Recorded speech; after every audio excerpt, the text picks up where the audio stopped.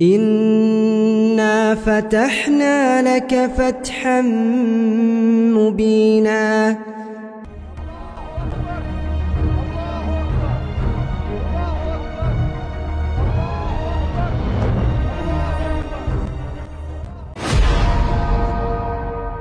Assalamualaikum warahmatullahi wabarakatuh. Halo sahabatku seperjuangan. Bulan Ramadan merupakan bulan yang sangat dinantikan oleh umat Islam di seluruh dunia. Bulan penuh berkah mewajibkan umat Islam untuk berpuasa semenjak Ramadan pada tahun 2 Hijriah atau lebih tepatnya pada bulan Februari tahun 624 Masehi hingga masih dilaksanakan pada era kontemporer ini.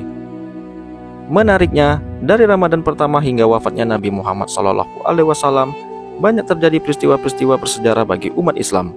Termasuk salah satunya, peristiwa besar yang bernama Fathul Mekah atau penaklukan kota Mekah.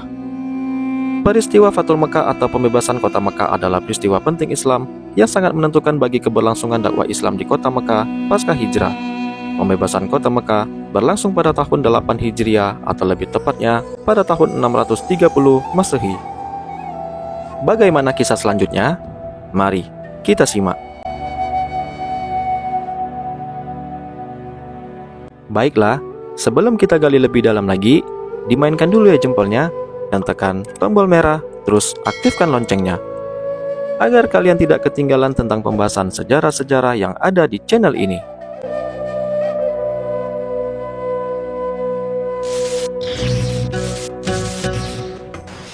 Di dalam buku sejarah Islam, peristiwa pembebasan kota Mekah disebabkan oleh pelanggaran-pelanggaran kaum Quraisy terhadap perjanjian damai Hudaibiyah. Kaum Quraisy melakukan penyerangan dan pembunuhan terhadap kabilah Bani Qudzah yang saat itu termasuk dalam golongan yang dilindungi oleh perjanjian Hudaibiyah. Isi dari perjanjian Hudaibiyah adalah genjatan senjata antara kaum muslimin dan kaum Quraisy Mekah selama 10 tahun. Lalu, jika ada yang datang kepada Nabi Muhammad SAW tanpa seizin keluarganya, maka ia harus dikembalikan. Tapi jika ada yang datang kepada kaum Quraisy, maka dia tidak akan dikembalikan. Setelah itu, dibebaskan kepada seluruh kalangan yang ada di Arab untuk menjalani kerjasama dengan kaum muslimin dan kaum Quraisy.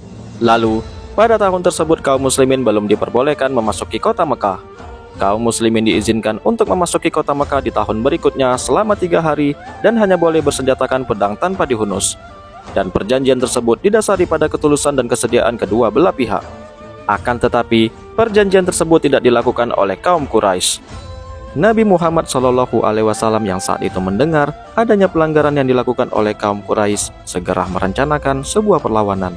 Nabi Muhammad SAW bersiap untuk mengerahkan pasukan Islam untuk melakukan perlawanan terhadap kaum Quraisy.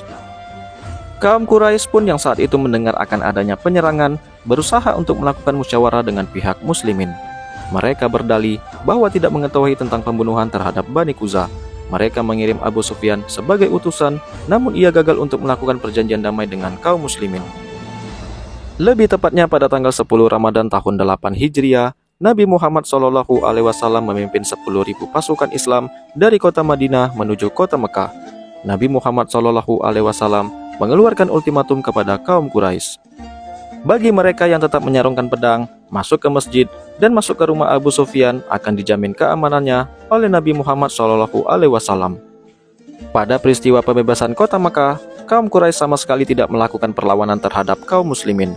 Mereka sadar bahwa kekuatan dari kaum muslimin sekarang jauh lebih tangguh daripada tahun-tahun sebelumnya.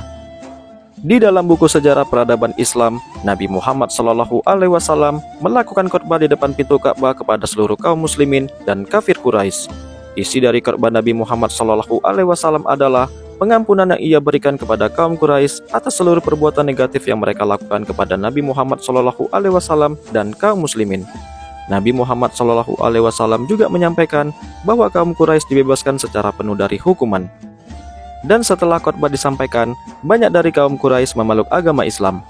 Peristiwa ini menandai kekuasaan Nabi Muhammad SAW dan kaum muslimin terhadap kota Mekah.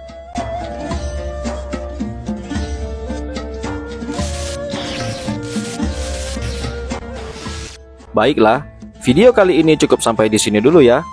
Sampai jumpa lagi di video selanjutnya yang pastinya tidak akan kalah menariknya.